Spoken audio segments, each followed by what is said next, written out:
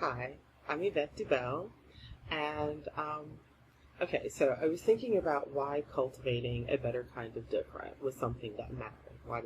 How does that help businesses?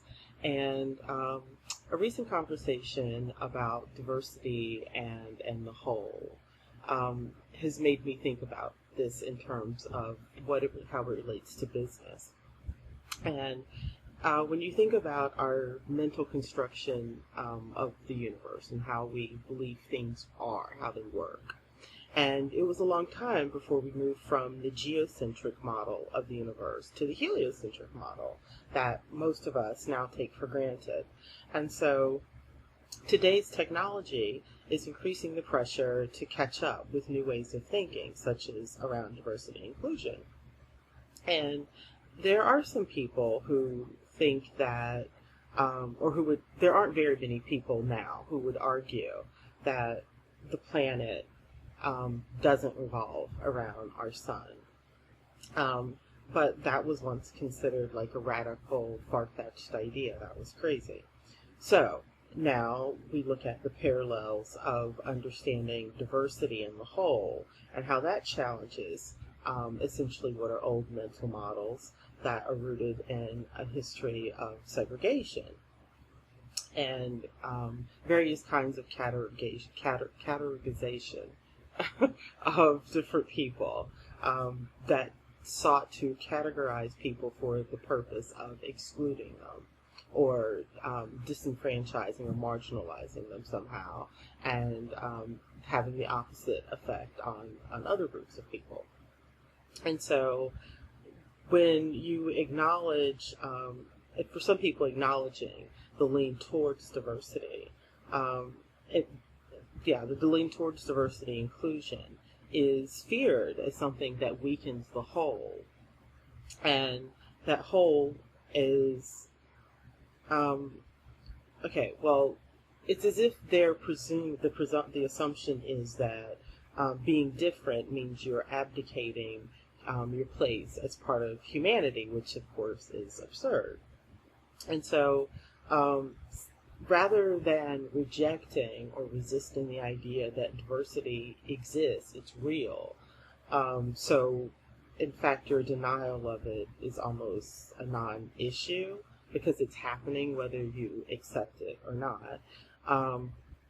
But when you look at pushing against that construction of the whole and a whole that excludes others, and you don't question your perception or your understanding of that kind of whole as being what the whole is, that in fact is that's kind of like getting to the meat of the issue, that's your pivot point. And so an alternative would be to question the hidden assumptions around that. And so when you look at, well, where do you begin? How this makes no sense to me. When you look at quantum physics, the big shift is away from either or and towards expressing two states of being or states of expression simultaneously. So instead of a bit of data being represented as a 1 or a 0, it can be a 1 and a 0. And with art, we see that when we deal with difference and sameness in art, when you think about materials being used, for example, in a piece, it's easier to be inspired and to appreciate difference and sameness there. And so it's also when you apply like certain kinds of methodologies, it's a way that we yield new knowledge or understanding of the subject that you're seeking to explore. With those materials, so with those different and same materials, so they could be different and at the same time, there's some things that are the same about them.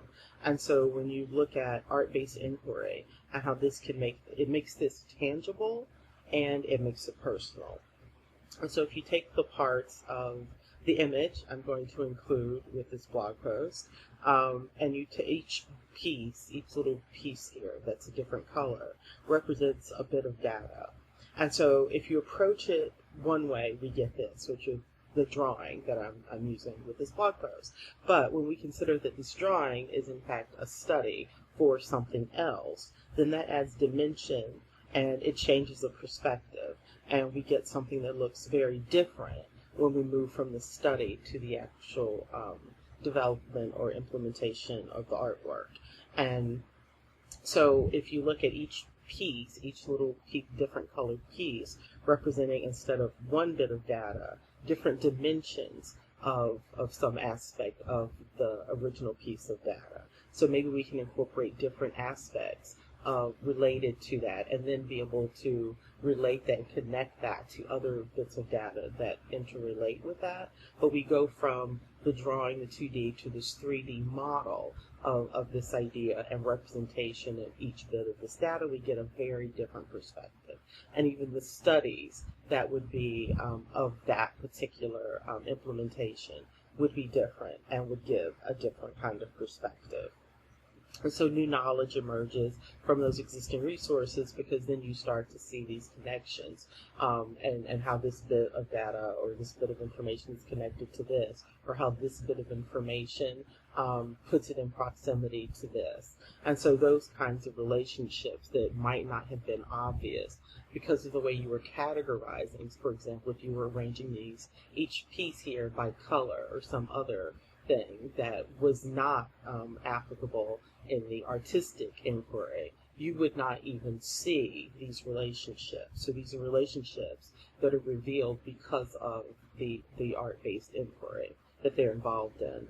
And so we have at hand a different kind of approach to increasing efficiency, because really you're looking at resources that you've already invested in. This data is being made available, and it exists because of something that you've already done.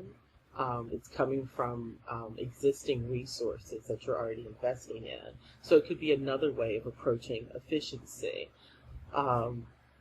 as well as exploring and developing solutions, new solutions to brand risk management, especially where there's some overt or whether it's overt or as a contributing factor relates to diversity and inclusion. And so that was my sort of thinking this morning about diversity and inclusion, and why it's not a threat of the whole at all. It gives you a greater understanding of the whole.